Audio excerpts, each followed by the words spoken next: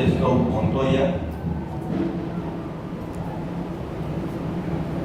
Zabaleta, con el tema Ciencia y Tecnología para el Desarrollo.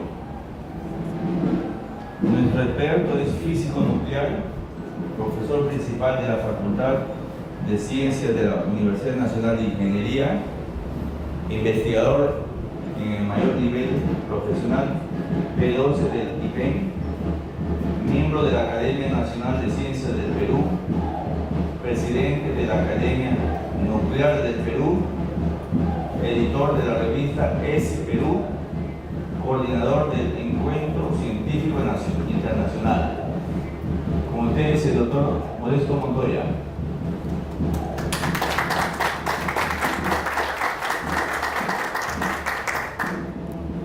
Muchas gracias por esta invitación, señor decano.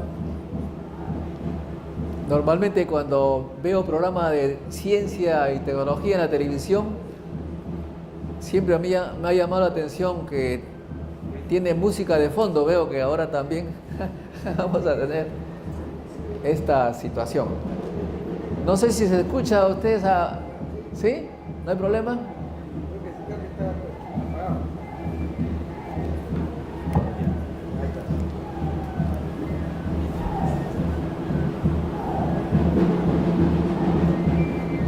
Muy bien. Lo que voy a mostrar, ¿cuántos minutos son? 45, pero... Muy bien. Lo que voy a mostrar es que estamos en un periodo de guerra que ya tiene más o menos 70 años. En el siglo XIX, las guerras normalmente eran por los recursos naturales. Conocemos nosotros en el Perú la experiencia amarga que tuvimos con nuestros hermanos del sur. Ellos invadieron el Perú y nos arrancharon territorio, riquezas, salitre, cobre, etcétera, etcétera. Y en ese siglo era eso, la guerra era para quitarle al contrincante sus minas, sus recursos naturales, su petróleo. Hoy en día, como todo el mundo sabe, y se ha dicho varias veces, los hombres más ricos del mundo no tuvieron ni minas ni petróleo. Empezaron con $1,000, $500, y hoy tienen una cantidad increíble de miles de millones de dólares. Uno de ellos está viniendo acá al Perú, ¿no? Un joven cuyo apellido me es difícil pronunciar, el nombre del Facebook, que se hizo multimillardiano, se dice de millar, no es billón, sino billardo en español.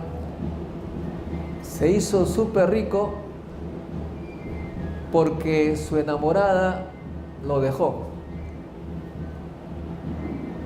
Él, tan despechado, puso en la computadora de la universidad un programita para que las chicas más guapas se inscribieran en ese Facebook que le llamó, ¿no es cierto?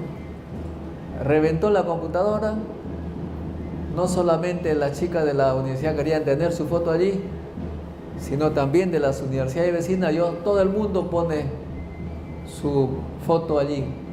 Entre los que están aquí presentes, ¿quiénes no tienen Facebook? Ahí está. Muy bien. Hay 2 personas que no tienen Facebook. Está muy bien. Ahora bien, entonces significa que la riqueza ya no está en las minas, en el petróleo solamente, pero sobre todo está en el conocimiento. ¿Cuándo empezó esta situación? Empezó en la Segunda Guerra Mundial. Ustedes saben que Hitler empezó a invadir territorios vecinos y en el año 1938, en diciembre, se descubrió un fenómeno increíble en Berlín. Ese fenómeno se llama el fenómeno de la fisión nuclear. que es el tema de investigación que tengo ya hace 50 años. De modo que Hitler, al descubrir su gente ese fenómeno, inmediatamente ordenó que se construyera la bomba atómica, porque la bomba atómica se basa en este principio, en la fisión nuclear. Menos mal que Adolfo Hitler no era tan inteligente como solía alardear. Decía que pertenecía a una raza superior, inteligente, etc. Pero menos mal que eso no era verdad.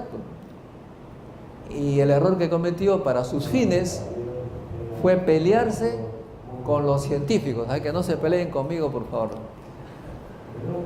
Se peleó con los científicos y ellos, sin ningún problema, se fueron ¿a dónde? A los Estados Unidos. Los mejores científicos del mundo, perseguidos por Hitler, se fueron a Estados Unidos, liderados por Albert Einstein, nada más y nada menos. En Estados Unidos, una carta que redactó Einstein, dirigida al presidente Roosevelt, señalaba que Hitler estaba haciendo una bomba atómica y que con un solo kilo de ese uranio, del que escuchamos ayer acá, con un solo kilo de uranio que caía sobre un puerto, lo desaparecía en una fracción de segundo. Y que solicitaban al presidente de Estados Unidos los recursos para tratar de hacerlo antes que los alemanes, que conocían obviamente este fenómeno, porque habían sido alemanes que habían descubierto, pero menos mal que la mitad fue perseguida y se fueron a los Estados Unidos, incluyendo a Lise Meitner, la que dirigió ese descubrimiento, que además era judía. Así fue, se fue a Estados Unidos y se fueron todos. El presidente de Estados Unidos, que en ese momento era un país de campesinos y obreros, sin mucha cultura, sin mucho conocimiento, decidieron apoyar con economía y nombraron a un director del proyecto Manhattan, director científico, con unos criterios muy interesantes que sería bueno si aquí hay algún político, cuando tenga que escoger a un director de proyecto para lograr un objetivo, hay criterios que utilizó el presidente de Estados Unidos. En primer lugar, el director del proyecto tenía que estar motivado, es decir, desear con todas sus fuerzas que ese proyecto tenga éxito. ¿Y quién podía estar más motivado que un judío? Nombraron a un judío. Pero no solamente se requiere que esté motivado, pues se necesita que tenga conocimiento. Y nombraron a un judío que era físico, nuclear, conocía el tema. Y en tercer lugar tenía que ser alguien que tuviera mundo, que conociera a la gente con quien iba a realizar ese proyecto, es decir, con los científicos que venían de Inglaterra y de Alemania. Y entonces eligieron a un judío físico que hizo sus estudios de posgrado en Inglaterra y en Alemania. Ese director fue Robert Oppenheimer, que era judío, hijo de judíos, físico, y que hizo su posgrado en Inglaterra y en Alemania.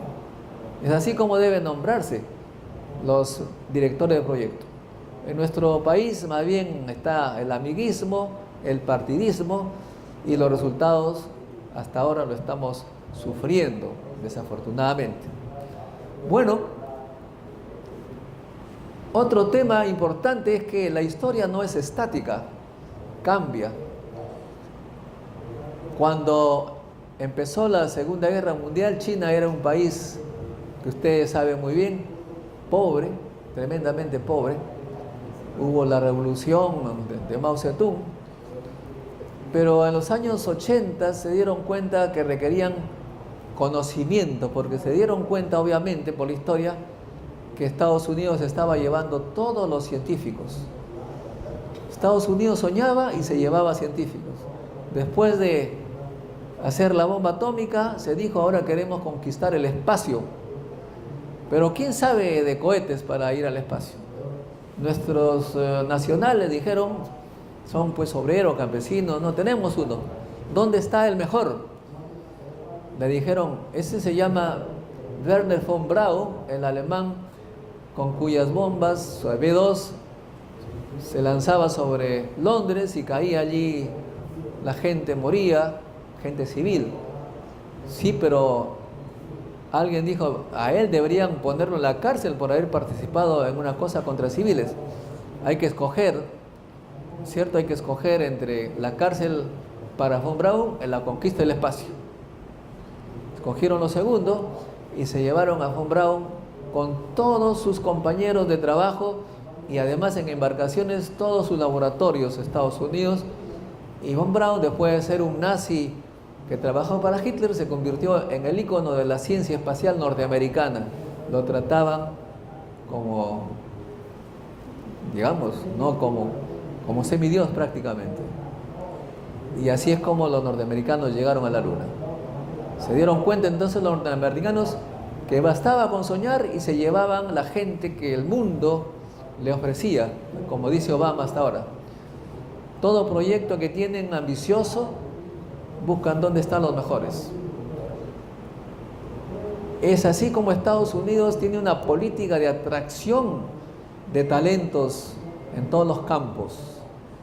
Y claro, Hitler, dicen algunos, que debería tener un monumento al lado de la Estatua de la Libertad, porque si no hubiera sido por él, Estados Unidos seguiría siendo un país de obreros y campesinos y tal vez igual de pobres que la mayoría de los países de América. Así es pues como es que la China se dio cuenta de ello y empezó a enviar centenares de miles, si no de millones de estudiantes a Alemania, a Francia, Estados Unidos. En los años 80, 90 yo me encontraba por allá también deambulando y veía cómo estos jóvenes chinos mostraban tanto interés en conocer, en, digamos, sustraer el conocimiento occidental. Yo llegaba lo más temprano que podía al laboratorio, ya los encontraba a los chinos trabajando.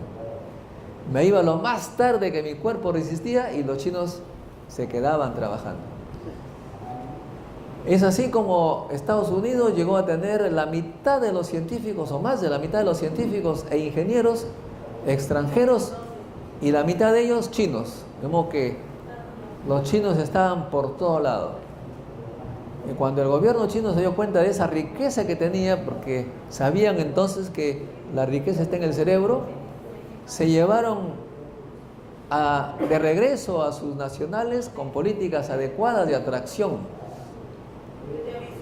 Decenas o centenares de miles de jóvenes científicos e ingenieros chinos se regresaron a China y crearon un vacío tecnológico en Estados Unidos y ya no hubo la creatividad como antes, o sea, el número de inventos ya no era el mismo y por lo tanto hubo una consecuencia natural en Estados Unidos que fue la crisis. Ya no había que vender como antes en tal cantidad. Entonces mucha gente piensa que es la cuestión de las finanzas, de los edificios, que el inmobiliario, ¿no? La crisis fue porque los chinos se fueron y los productos más avanzados tecnológicamente comenzaron a ser ¿de qué nacionalidad? De China. Los grandes capitales que están, los financistas norteamericanos, como todos los capitalistas del mundo, van a invertir donde van a ganar más. Y como ellos saben perfectamente que el cerebro es la riqueza, es el generador de riqueza, los capitales se van a China. porque los chinos saben hacer cosas, ingenieros, técnicos, científicos de altísimo nivel.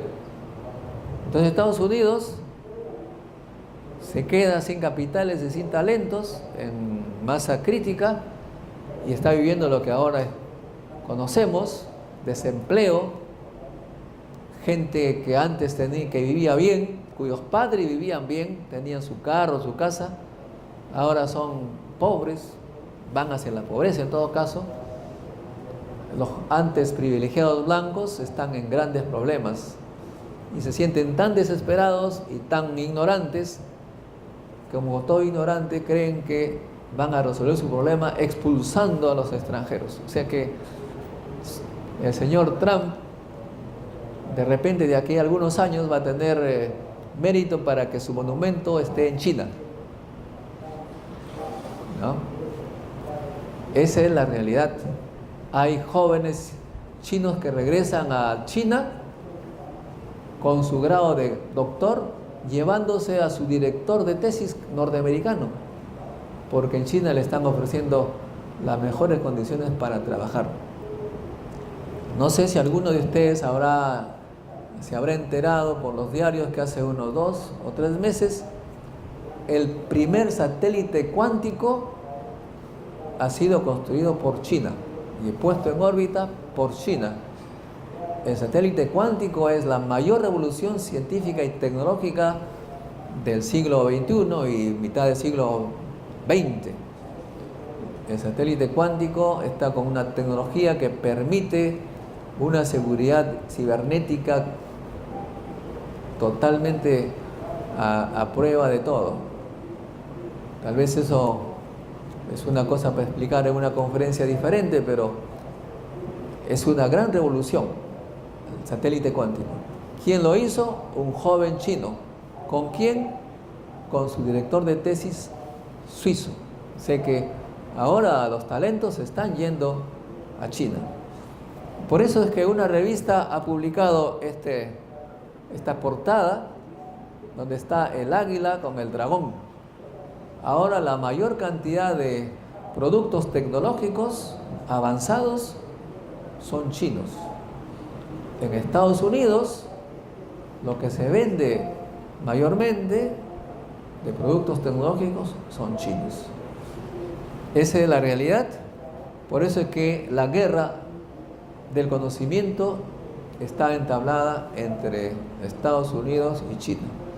Europa, como ustedes saben, está en gran crisis y, por supuesto, conocen también que Alemania es el único que queda todavía como motor que arrastra la locomotora, los vagones europeos, porque Alemania tiene también una característica muy especial: le da una gran importancia al conocimiento. ¿Cómo se muestra cuando un país presta importancia a la ciencia y la tecnología? Se muestra en el trato que le da a los científicos. Esa es la situación. Obama está tratando de reaccionar, señala que hará todo lo posible para que los becados que están en China, en Estados Unidos, no regresen a sus países, como él lo señala, hacerle la competencia. China ofrece algo parecido, está estableciendo una política de atracción de talentos. Vemos que esa es la guerra de hoy, la guerra por los talentos. ¿Quién se jala la mayoría de los talentos? Eso es como el fútbol, ¿cierto? El fútbol, los grandes equipos son buenos porque se llevan a los mejores talentos. ¿Dónde está Messi? ¿Dónde está James? El colombiano. Igual, si uno quiere apostar por el conocimiento, tiene que atraer a los talentos. ¿Cómo vamos en el Perú? En realidad, en el marco de la América del Sur. La revista Nature, que es la más importante revista de ciencia en el mundo, un poco burlándose de nosotros, los sudamericanos, en el año 2014, cuando estábamos concentradísimos en la Copa que se desarrollaba en Brasil. Hablábamos de fútbol, tarde, noche y mañana. La revista Nature publicó un informe de cómo vamos en la Copa Ciencia. El mismo mes, o sea que el mismo mes. Bueno, ya lo dijimos esto. Entonces la revista Nature publica los resultados de las políticas científicas y tecnológicas de los países de América del Sur el mismo mes que se estaba dando la Copa Mundial de Fútbol en Brasil. Estos resultados que ahora se dan en indicadores, los que son número de artículos publicados, tasa de dependencia, número de investigadores por 1000 trabajadores, número de patentes. Estos son los indicadores de cómo está un país en ciencia y tecnología. Y la revista Nature publicó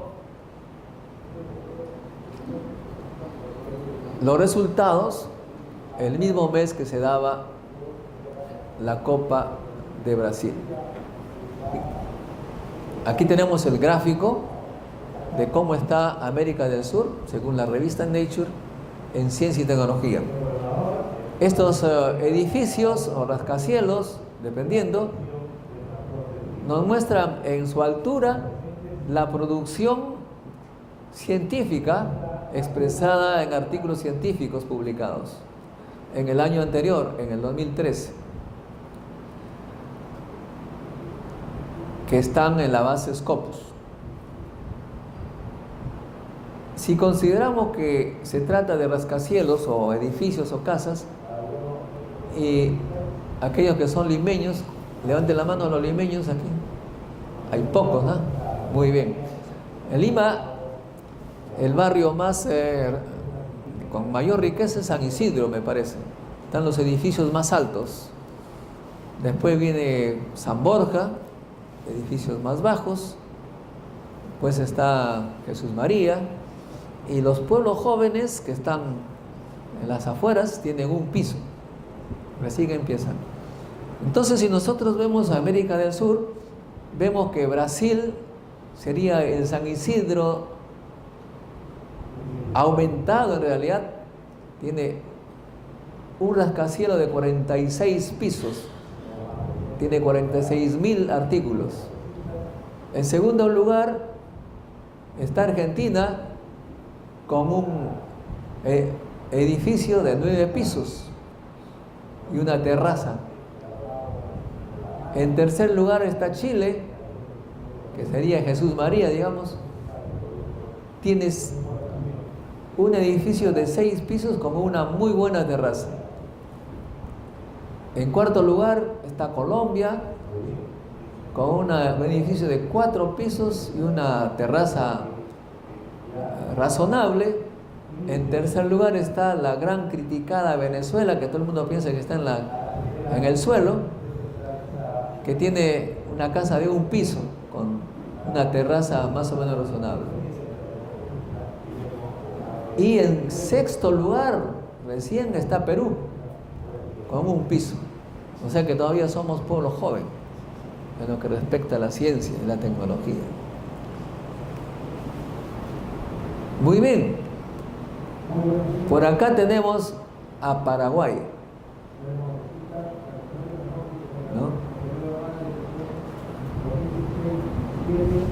Ahora viene el tema de la dependencia. ¿Qué cosa es la dependencia? Por un artículo científico hay autores y muchas veces los trabajos se hacen con autores extranjeros. Entonces la revista Nature dice que dependencia es cuando uno hace con autores extranjeros, porque en realidad son los extranjeros que hacen gran parte del trabajo. En ese sentido, en rojo está el porcentaje de trabajos que se hacen en colaboración con otro país de América del Sur. En azul o celeste, que se hace con colaboración de científicos del hemisferio norte, y en gris están los trabajos que se hacen así con las fuerzas nacionales. Entonces, el país más dependiente tecnológicamente hablando es Bolivia.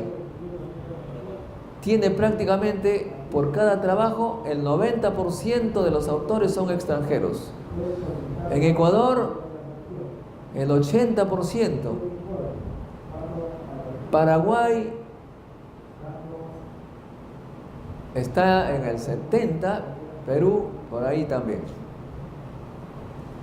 O sea que somos el cuarto país más dependiente. Si no fuera por Paraguay, Ecuador y Bolivia seríamos los últimos. Menos mal que está Paraguay, que le ganamos también el fútbol, ¿cierto? Pero, y el menos dependiente es Brasil. En realidad, no estoy bromeando cuando hablo de fútbol, porque si vemos la Copa, ¿qué puntaje está obteniendo cada país en esta Copa por esta última competencia? Podemos reproducir exactamente la tabla de ciencia. O sea, la tabla del fútbol es más o menos igual a la tabla de ciencia. En primer lugar Brasil, y nosotros le ganamos a Paraguay también en ciencia. O sea, hay una correlación. Ahora no sé si es que fuéramos campeones en fútbol también seríamos en ciencia, o viceversa. ¿Qué tendríamos que hacer? Hay una relación entre la producción científica y el resto de actividades. Y eso es muy sencillo, porque mientras más ciencia hay más riqueza. Hay más riqueza, hay más recursos para los alimentos, la salud. Entonces la juventud es fuerte, sana, y para la educación y por supuesto la autoestima. De modo que un país sin ciencia y tecnología está igual de pobre en todos los campos. Las fuerzas hoy en día de los países, las potencias de los países, ya no se mide como antes. Me acuerdo cuando estaba en primaria o secundaria, hasta ahora me acuerdo, tenemos 70.000 soldados en nuestras Fuerzas Armadas. ¿No? Ustedes se acordarán también. Orgulloso de tener 70.000 soldados. No sé cuántos habrán ahora. Pero hoy en día la potencia de un país se mide por el número de investigadores. El número de investigadores, en este caso, que nos da la revista Nature, por cada 1.000 trabajadores. De cada 1.000 trabajadores, ¿cuántos son investigadores? Bueno, han puesto aquí a Estados Unidos y China, aunque la cosa va en América del Sur, para tener una relación. Estados Unidos tiene 9 investigadores por cada 1.000 trabajadores. China tiene 2. Acá es muy importante que ustedes se enteren de algo, los que no saben, de que si bien es cierto, acá hay 9 investigadores, la mitad son extranjeros en Estados Unidos, la mitad o más. Esa es la primera observación. La segunda observación es que si bien China tiene 2 solamente, acuérdense que esto es por cada 1.000 trabajadores. O sea que es proporción. Estados Unidos, ¿cuántos millones de habitantes tiene? 300 millones, ¿no? Y China tiene 1.500 millones. O sea que ya en número absoluto, el número de investigadores chinos es igual o mayor que el de Estados Unidos. Además, incluimos que la mitad de los investigadores que están en Estados Unidos es extranjera, y la mitad de esa mitad es China, ni hablar. O sea que hay más investigadores chinos que los norteamericanos, de lejos. Esa es la realidad. Por eso es que China está yendo hacia arriba y Estados Unidos está hacia abajo. Y cuando un país está abajo, desafortunadamente surge la derecha, los racistas, desesperados, ¿no? Por esa razón, me parece que en Francia, que también tienen el problema grave, la derecha extrema, que está dirigida por la señora Le Pen, que quiere que todos los extranjeros se fueran a casa, dentro de 2 elecciones de repente ella será pues la nueva presidenta, me parece. Veremos qué pasa. Luego viene la cuestión de las patentes. ¿Qué cosa es una patente? La patente es la propiedad que uno tiene de un invento. Uno inventa algo que se puede vender lo patenta para que nadie se robe su invento. Da plata la patente. Si ustedes ven, por ejemplo, ese aparatito, esta computadora, el proyector, allí hay, no sé, miles de patentes. Nadie ha inventado una computadora solamente, sino cada componente en la computadora es producto de un invento patentado por alguien. Entonces la empresa que vende esta laptop tiene que repartir de sus ganancias, del precio, tiene que repartir a todos aquellos que han inventado una partecita de la computadora. Por esa razón, la riqueza también se mide como número de patentes. Y acá igualmente dice el número de patentes por millón de habitantes. Igual, acá tenemos Estados Unidos 729, China 110, nuevamente recordemos que es por millón, aquí se iguala cuando es en valor absoluto, y América del Sur no se puede ver, está muy chiquito. Acá, para ver la producción en patentes de América del Sur hay que usar un microscopio. Entonces el microscopio está acá, se aumenta por 100 y aparece, en primer lugar está Chile, en segundo lugar Argentina, Uruguay, Brasil, Colombia, Perú y Paraguay. Como ustedes ven, Paraguay nos salva en el fútbol, también en ciencia, ¿no? Ese es sintomático. Bueno, entonces, ¿qué tenemos que hacer nosotros como peruanos si queremos resolver este problema? Tenemos que hacer lo mismo que hicieron los norteamericanos, lo mismo que hicieron los chinos. Hay que tener políticas para incorporar más talentos. Y eso no lo ha comprendido ningún gobierno peruano. En el Perú, más bien al contrario, hay una repulsión hacia los científicos. Una cosa realmente impresionante. ¿Cómo la mejor manera de decirle a un científico, a un investigador que viene del extranjero con su doctorado y postdoctorado, la mejor manera de insultarlos es decirle: bueno, si quieres tú venir a la Universidad del Estado, te vamos a pagar, lo único que le podemos pagar es 1.200 soles. Eso es lo que pasa, no estoy bromeando. La Universidad Estatal le dice al científico, al investigador con doctorado, postdoctorado y todas las publicaciones e inventos que pueda tener, le dice: de acuerdo a ley, solamente puedo pagarte 1.200 soles al mes. Obviamente, este señor se regresa por donde vino. Por esa razón, nuestros mejores científicos, nuestros mejores investigadores están en el extranjero, que son muy buenos, dicho sea de paso. Eso es lo que quería mostrarle, pero como tengo todavía más tiempo, voy a pasar otra. ¿Me puede ayudar?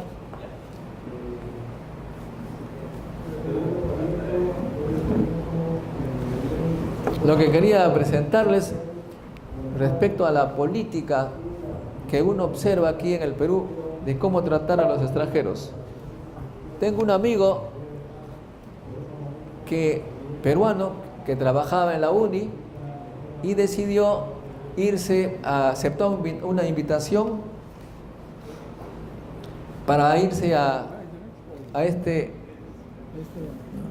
entra acá, pues, acá, clica ahí. Redacción de tesis. Espérate.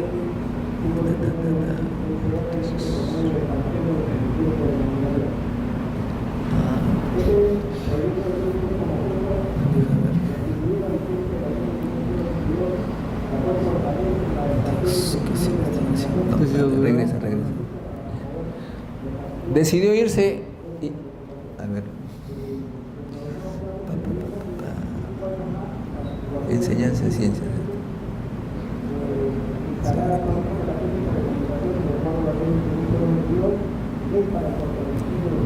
¿Qué dice acá? Reconocimientos, ¿en qué consisten? Reconocimientos. Decidió irse, pues, aceptando una invitación al CERN, a este laboratorio gigantesco que hay en Suiza. Y no, otro es eso que dice reconocimiento. ¿Está bien? Sí, es eso. Está bien.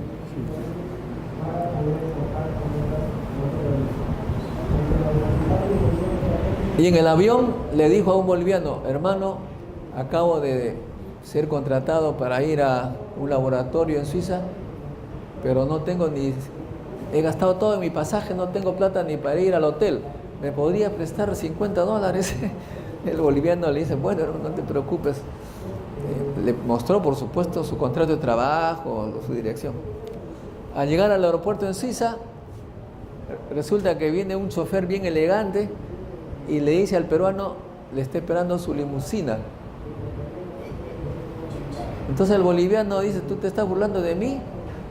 ¿Me pides plata y viene acá? ¿Tú eres un millonario? No, le digo, yo soy solamente un científico, no sabía que me iban a recoger en limusina. Y este peruano lo trataron de una manera tan extraordinaria, le hacían recepción todos los fines de semana, cada fin de mes lo llevaban a hacer turismo, lo habían invitado por un año, obviamente se quedó, porque acá en el Perú estaba en otra situación. Bueno, nosotros somos peruanos y nosotros somos, pues, copistas, siempre estamos copiando. Creamos en 1992 un semillero científico porque nos gustaba la enseñanza de ciencia, ingeniería, matemáticas. Nadie nos hacía caso. Pero hace un par de años los norteamericanos promovieron el tema que se llama STEM,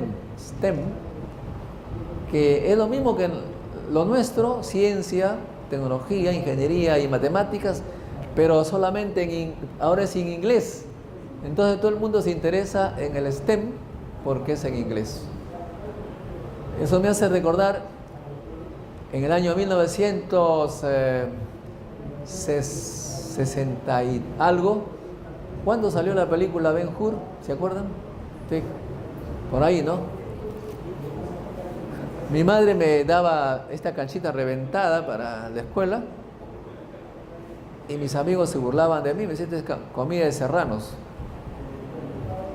Pero cuando salió esta película famosa de Ben-Hur en Technicolor, ¿no?, al lado de la puerta del cine había un kiosco rojo que decía popcorn, y mis amigos se pusieron a comer popcorn. Y le digo: pero yo como igual. Ah, no, eso es cancha reventada, este es popcorn. Igual acá nosotros creamos el semillero científico de ciencia, tecnología, ingeniería y matemáticas, nadie nos daba bola. Pero ahora me vienen a consultar, dice, porque ahora es en inglés: Science, Technology, Engineering and Mathematics. ¿De qué se trata? Y curiosamente fue el 12 de septiembre que hicimos eso, contra viento y marea, y ningún político, bueno, algunos políticos fueron a visitarnos, entre ellos el Pablo Macera, el senador Pablo, fue congresista, llevaba a su hijita, pero del extranjero venían a visitarnos gente increíble. Por ejemplo, tenemos acá a este señor. ¿Quién es ese señor? Este es un premio Nobel de Física, que vino a visitarnos, y este es un alumnito aquí que está en el año 95 haciendo sus primeros pininos en computadoras, y ahora está pues acá en el extranjero, por supuesto, haciendo lo mismo, pero con grandes infraestructuras. Nuestros alumnos están en varios sitios del mundo, jovencitos en esa época. Por ejemplo, este chico, Nahuel, está aquí en los años 90, ahora está en el extranjero. Otro jovencito en nuestros semilleros científicos de los años 90, ahora está en el extranjero. Puedo hacer otro jovencito electrónico, chiquitín, ahora está afuera. Otro más. En fin, es una cosa impresionante cómo es que nosotros nos esforzamos por crear talentos y nuestro gobierno, nuestro Estado los ningunea, le dice vamos a pagarte 1.200 soles si quieres quedarte con nosotros, ellos se van. De modo que en esta guerra del conocimiento, increíblemente, aparentemente, vamos a perder simplemente porque no se dan cuenta los gobernantes que estamos justamente en esa guerra y estamos perdiendo nuestros mayores defensores. Miren, lo interesante es esto. Miren, este señor acá está recibiendo su premio Nobel, ¿no? En Estocolmo. Después de recibirse viene a vernos. Pongo aquí para que no piense que estoy, ¿no? Fanfarroneando. Recibe su premio Nobel, viene a vernos. Un ruso, Soren Salferov, está recibiendo igualmente su premio Nobel y después de eso viene a vernos, nuestro semillero científico. Otro premio Nobel, Carlo Rubbia, italiano. Luego viene, esta es una de nuestras publicaciones aquí que hacemos en nuestro semillero. De modo que, si bien es cierto, los grandes gobernantes y políticos del Perú no nos visitan, por lo menos algunos premios Nobel sí lo hacen. Cosa que muestra pues nos da mucha alegría. E increíblemente, no solamente vienen premios Nobel, sino también en personajes increíbles que nunca pensamos que eso hubiera podido suceder. Una gran artista europea que vino a hacer un concierto con la Orquesta Sinfónica de su país en el teatro que acaban de crear en Javier Prado, se interesó en nuestro proyecto y se vino a visitarnos y me dio un gran premio, un paseo por la Costa Verde. No le cuento lo que sigue porque puedo tener problemas. El tema es que, como dijo un amigo mío, en ciencia no se gana, pero se goza en el Perú. Esa es la realidad, amigos, y nosotros tenemos un sitio web, cienciaperú.tv. Eso quería contarles y me gustaría pues algunas preguntas al respecto.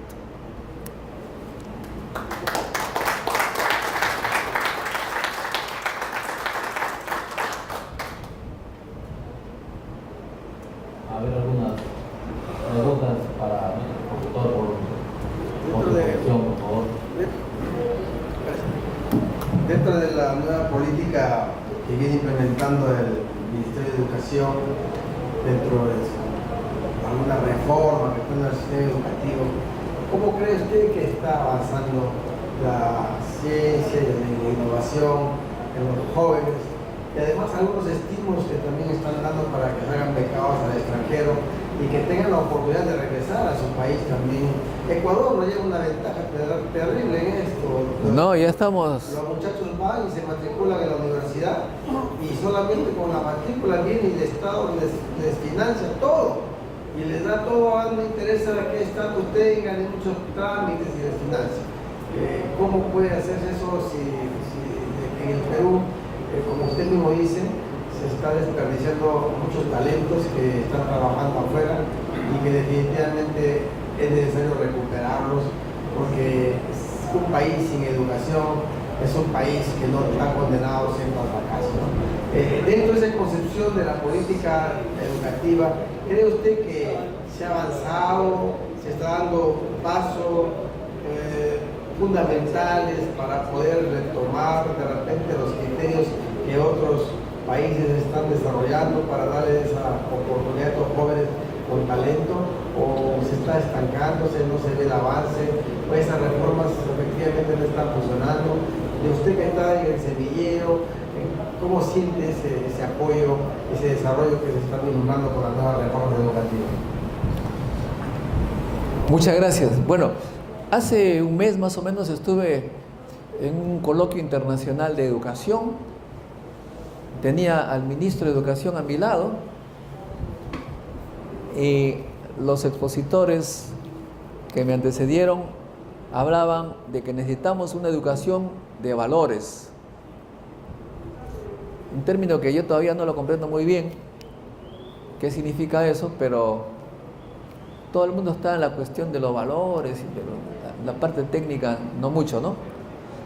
Entonces cuando me tocó hablar le dije, bueno, los valores son relativos, cambian con el tiempo. Me acuerdo, por ejemplo, cuando regresé de mis estudios en el extranjero, 30 años tenía, y del Instituto Peruano de Energía Nuclear, que queda por Puente Piedra, a 50 kilómetros de Lima, nos llevaba un ómnibus para un montón de gente. Y como a mí me gusta leer, siempre estoy con mi libro, llegaba temprano al ómnibus para sentarme, porque si no se llenaba, pues me ponía a leer y de repente una chica de 20 años, curvilínea, deportista, aeróbica, en esa época se hablaba de aeróbicos, voleibolista y todo lo demás, se ponía al lado mío y en voz alta decía, ¿no hay caballeros en este ómnibus? Tenía 10 años menos que yo, la mocosa, ¿no? Bueno, tampoco era viejo. Y entonces todo el mundo me hacía bullying, esa palabra actual, ¿no? Yo tenía que levantarme al asiento, estamos hablando hace mucho tiempo, cuando yo tenía 30 años, imagínense. Pero hace 3 años, pero se llamaba Rosa, se llama, todavía vive. Y como era tan odiosa, le puse como apodo Rodiosa. Pero hace 3 años, pues en Lima, ya saben ustedes, está el Metropolitano, es un tren que va pues por la vía expresa hasta el norte, y entonces feliz porque yo voy de mi casa en Miraflores a la uni en Metropolitano. Entonces yo subo y estaba lleno, me acordé del ómnibus de esa época, y escucho una voz que me dice, señor, tome asiento, y me muestra un asiento rojo al lado de unas figuritas de un anciano con su bastón, ¿no? Y digo, no puede. No, señora, le digo, siga nomás. Insisto, señor, me dice. Y de repente la reconozco. Rodiosa. Doctor Montoya, me dice. No sé cuándo me caíste peor, si cuando me quitabas el asiento o ahora que me la estás dando. Ya le digo, los valores cambian, los valores cambian. Me acuerdo también, le digo a la gente, y el ministro se reía, ¿no? También se ríe el señor ese. También le digo, en los años 60, yo invitaba, como soy medio enamorador, invitaba a mis amigas a pasar un fin de semana a Trujillo, y me decían, no, ¿cómo te crees? ¿Qué van a decir nuestros amigos, mi familia? Caray. Pero ahora cuando las invito aceptan las chicas. Entonces yo les pregunto, ¿por qué no me aceptaban antes y ahora sí me aceptan? No, me dice que usted ya es mayor.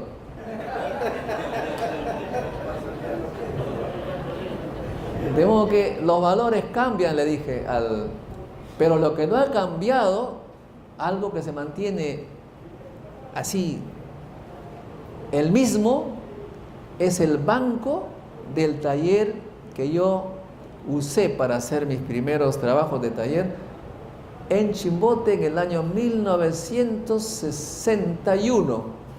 Ese no ha cambiado, sigue allí. Solamente que como ha pasado cierto tiempo, está apolillado, hongueado, desmoronándose, pero sigue allí. Porque el taller donde yo hice educación técnica es el mismo de hace 50 años. ¿Qué significa eso? Que estamos formando técnicos con aparatos de la mitad del siglo pasado. El país, el Estado ha abandonado la educación técnica y la educación científica. Lo dije con un poco de temor porque como estaba el ministro, me sentía un poco malcriado, pues, y irrespetuoso, ¿no? Entonces le tocó al ministro hablar e increíblemente, ya respiré, dijo, el doctor Montoya tiene razón, el Estado ha abandonado hace 50 años la educación técnica, pero ahora vamos a cambiar, vamos a apoyar la ley de la educación técnica, da una ley, pero no fue ya lo tenían planeado, supongo, pero la realidad es que la educación técnica que no ha existido en el Perú. Yo hice educación técnica, luego me enviaron becado al Politécnico José Pardo, en los años 65, 6, y el José Pardo tenía los mejores instrumentos de ciencia y tecnología que la UNI. Había equipos de última generación que venían de la cooperación alemana. Cuando pasé a la UNI, más bien encontré cosas viejas. Ahora cuando voy al lugar, al José Pardo, parece un basural, donde yo nos dieron alojamiento, era interno, hay ratas, hay de todo. ¿Cómo puede ser posible que un Perú todavía siga de pie con gobernantes de esa manera? Y ahí sí que le doy razón a mi abuelo, que fue mi maestro en ciencia. Él decía, nosotros los peruanos somos superdotados, somos superhombres, tan superhombres seremos que todavía sobrevivimos a pesar de todos los gobiernos que hemos tenido. Así es. Ahora no sé pues si lo que dice el gobierno actual lo va a cumplir, pero yo no tengo mucha confianza porque los sueldos de los profesores universitarios, por ejemplo, lo que les digo, 1.200 soles, lo primero que han anunciado es que van a aumentar ¿a quiénes? Policías y militares. Un policía que se prepara 2 años en la escuela gana 3 veces más que un doctor con posgrado. 9 meses. Gana 3 veces más que un doctor, postdoctorado y artículos científicos publicados. Entonces, ¿de qué estamos hablando? Ser policía. Mira, ahí sí que voy a contar otra cosa personal. De mi familia que bajamos de la Sierra de la Libertad, yo fui el primero que ingresó a la universidad. Y mis primos me siguieron. Todo el mundo quería entrar a la uni, entraron a la uni, etc. Ya mis sobrinos, ya también alguno que otro, pero mis sobrinos nietos quieren ser policías. Tío abuelo, me dicen, ¿conocerás a algún militar bien con muchos galones? Porque quiero ingresar a la escuela de policía y ahí se necesita recomendación. No sé si de pegarle un cachetadón a mi sobrinito, pero ¿y por qué quieres ingresar? Le digo, porque ahí está la plata, pues tío me dice, ahí está la... Es más, allí los jefes, eso totalmente no sé si será cierto, dice que los jefes, los altos jefes, le dicen al policía, me traes 1.000 soles hoy, ¿eh? Eso es totalmente teórico, digamos. Pero lo cierto es que, eso sí, lo que es real es que cuando me preparé para ingresar a la uni, había un amigo de mi edad que humildemente, entre comillas, quería postular a la PIP, postulaba a la PIP, y yo le enseñaba física y matemáticas para que dé su examen a la PIP. Él ingresó a la escuela de policía y yo a la uni. 40 años más tarde, lo encuentro a mi amigo policía de la PIP, código 2, me dijo que era código 2, con una casota gigantesca a una cuadra de la embajada de Estados Unidos. y casas secundarias en las playas del sur. Entonces, uno piensa, de repente me equivoqué de carrera, ¿no?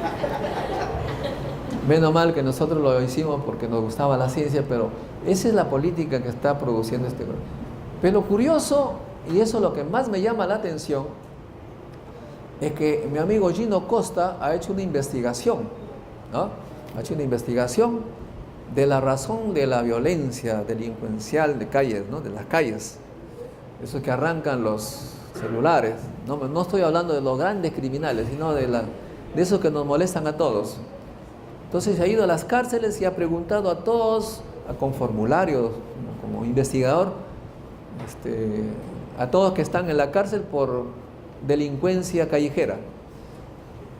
Y ha hecho sus estadísticas, ha sacado como conclusión que el 70% de los delincuentes son gente que no tenía empleo, que tenía empleo precario con muy bajos recursos. Y los otros eran de familias disfuncionales. O sea que el origen de la delincuencia es la falta de empleo. Y quienes roban son los pobres, a los que no tienen trabajo, a los vecinos. Bueno, esa es la conclusión a la que llegó. ¿Y cuál es la política que resulta de ello? Lo lógico sería generar educación para que haya empleo. La conclusión es que al triplicarle el sueldo a los policías, eso sí que lo entiendo. De modo que hay una cosa completamente diferente. Yo conozco delincuencia porque llegamos, mi padre me llevó en los años 50 a Chimbote. Los años 50 llegábamos y todos tenían trabajo. Pesca, siderurgia, todos. Los años 60 seguía llegando gente, pero ya no había trabajo. Entonces la gente que llegó en los años 60 asaltaba a la gente que llegó en los años 50. En mi barrio, por ejemplo, un día, una noche, mi papá que llegaba a casa grita: "Modesto", salgo y escucho: "Disculpe, vecino, no lo habíamos reconocido". Eran los vecinos que estaban asaltando al papá. La mitad de mis amigos eran hijos de delincuentes y la otra mitad hijos de trabajadores. ¿Y por qué eran delincuentes? Porque no tenían trabajo. De modo que si queremos nosotros cambiar la delincuencia, eliminarla, hay que dar mucha educación. Quedarán los grandes criminales, como siempre, de cuello y corbata, pero la delincuencia es eso. Dicen que hay 1 millón, profesor, usted sabe, es 1 millón de jóvenes de 25 años que no tienen empleo. ¿Qué hace 1 millón de muchachos sin empleo? Le llaman a los ninis, ¿no? Ni estudian ni trabajan. De modo que hay mucho que hacer y no veo que este gobierno esté por buen camino, ¿no? Se sigue insistiendo en la minería, en la cosa de explotación, que más bien está creando conflictos entre las comunidades.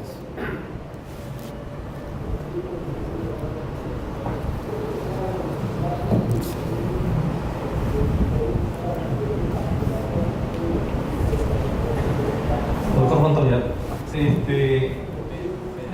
dice que la articulación del Estado, la academia y la empresa privada es la que genera desarrollo. Sin embargo, yo quisiera preguntarle a usted, que usted es académico, hoy en día toda la academia en general, hablemos de institutos, universidades, están, digamos, sacando profesionales, sean técnicos o de la parte social, que no son requeridos por la empresa privada, ¿no? Estamos dentro de un círculo vicioso, ¿no? En que las empresas, digamos, ya no demandan, digamos, a la gente que ingresa a las universidades. Y la razón es obvia, ¿no? Hay empresas como el Grupo Foschli que ha creado su propia universidad, ¿no? ¿Y para qué? Para formar, y el grupo, digamos, de estos dueños de esta nueva universidad TEC, digamos, puedan, digamos, avanzar en lo que ellos tienen como empresa. La pregunta es, ¿qué hacer, ¿no? Para que se articule, ¿no? Porque yo veo que hay no hay una buena articulación entre la academia y la empresa privada. Entre la academia y el Estado es peor, hoy en día se sabe, por ejemplo, de los avances científicos, ¿no? O sea, por ejemplo, hay sistemas de saneamiento que sencillamente ya no es un gasto, sino es un lucro. O sea, hay empresas que te hacen el saneamiento, purifican el agua, ¿no? Sacan abono orgánico y generan electricidad. Sin embargo, como país, hacemos todo lo contrario, ¿no? Es decir, no incluyamos, es decir, hay un disloque entre los tres elementos. Quisiera una opinión al respecto. Sí.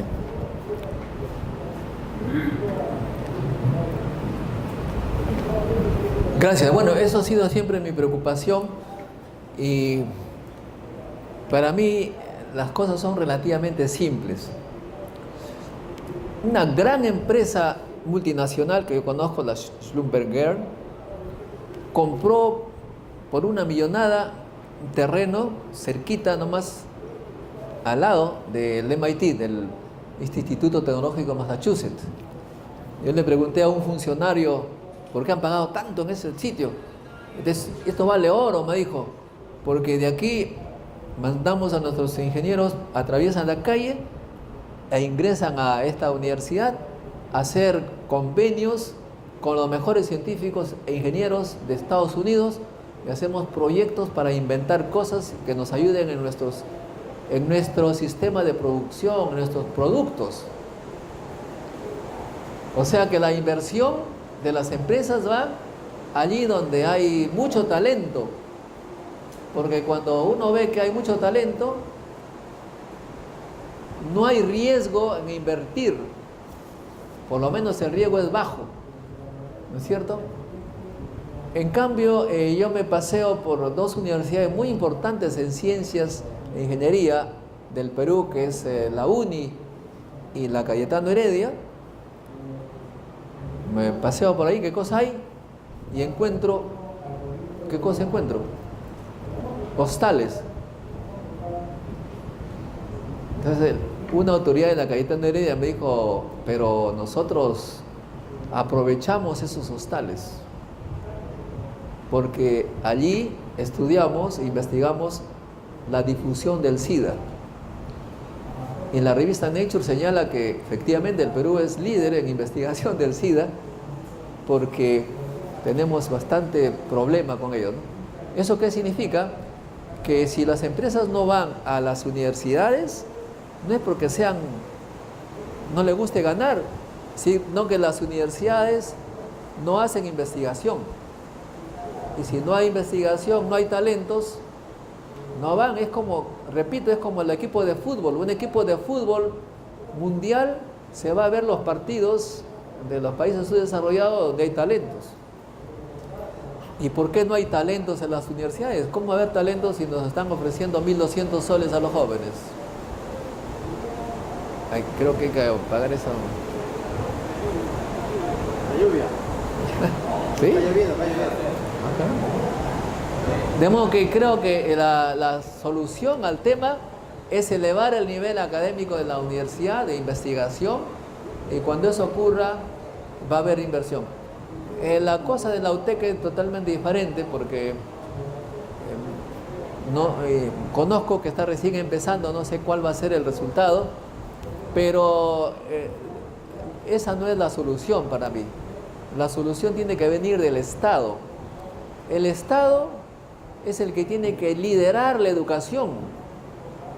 Y eso, no sé de dónde sacan esta idea de leyes contra la educación privada, un montón de cosas.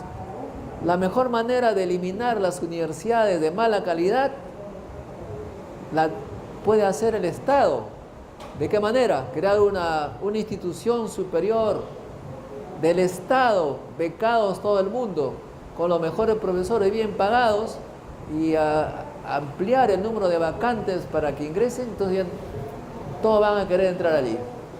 Pero si la UNI, por ejemplo, tiene congelado el número de postulantes, de vacantes, el número de profesores y las remuneraciones, desde que yo era estudiante, hay 10.000 estudiantes en la UNI. Entonces, como la población ha crecido, se van pues a las universidades de al lado, que han crecido muchos en el norte. De modo que el Estado ha abandonado su liderazgo. En Estados Unidos, si ustedes ingresan al Google y ponen en inglés, la universidad más innovadora de Estados Unidos, ¿cuál cree que es? La Universidad Estatal de Arizona es estatal. En Alemania, en Francia, ahí no hay privadas porque el Estado beca las mejores instituciones de educación. De modo que la solución es clara, pero esa no se quiere poner en el Perú porque están apostando como siempre a la minería, al petróleo y con todas las consecuencias que tenemos. Ojalá pues que haya, aquí mi amigo Maguiña me está provocando, me dijo, oye, ¿cómo va el Partido de la Ciencia? Ahora que me haces acordar de vez en cuando, ustedes ingresen a www.partidodelaCiencia.com, ya somos 2000, ingresen allí y tendremos de repente un gobierno que piense en la educación liderada por el Estado, con las mejores universidades estatales, no privadas, como en Estados Unidos, como en Alemania, como en Japón, como en China. No hay otra solución. Mientras que tengamos solamente mineros, que es una reminiscencia del pasado español que venían a llevarse el oro a todo precio, vamos a seguir así.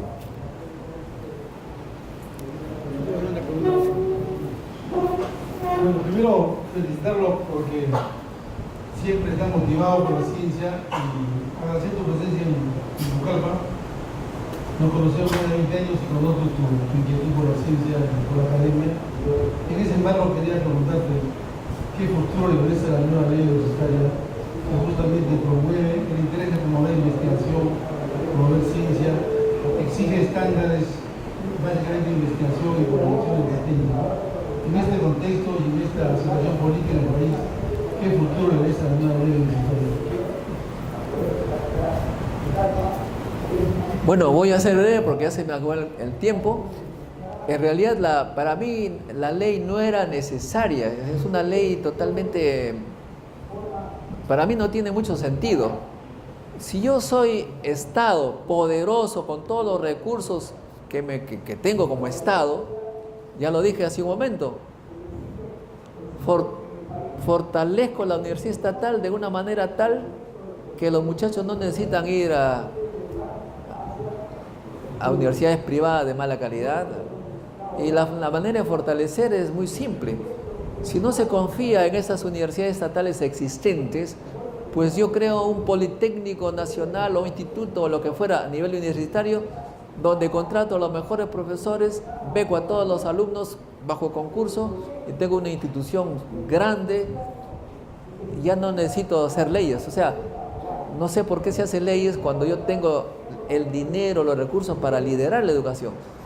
Pero no lo hacen así, como si congelan el número de profesores, las remuneraciones, el número de alumnos de las universidades estatales y además no les dan presupuesto, los tienen pobres, no tienen ningún derecho de estar dando leyes, tienen que ellos liderar la educación, mostrar que somos los mejores como Estado. No es el caso, por eso es que esta ley para mí no tiene mucha trascendencia y estoy seguro que no va a funcionar, no va a haber ningún resultado positivo. Solamente lo habrá cuando haya un gobierno que cree, que tenga confianza en el conocimiento, en la educación, que es como lo han hecho Corea, Japón, China, etc. Muchas gracias.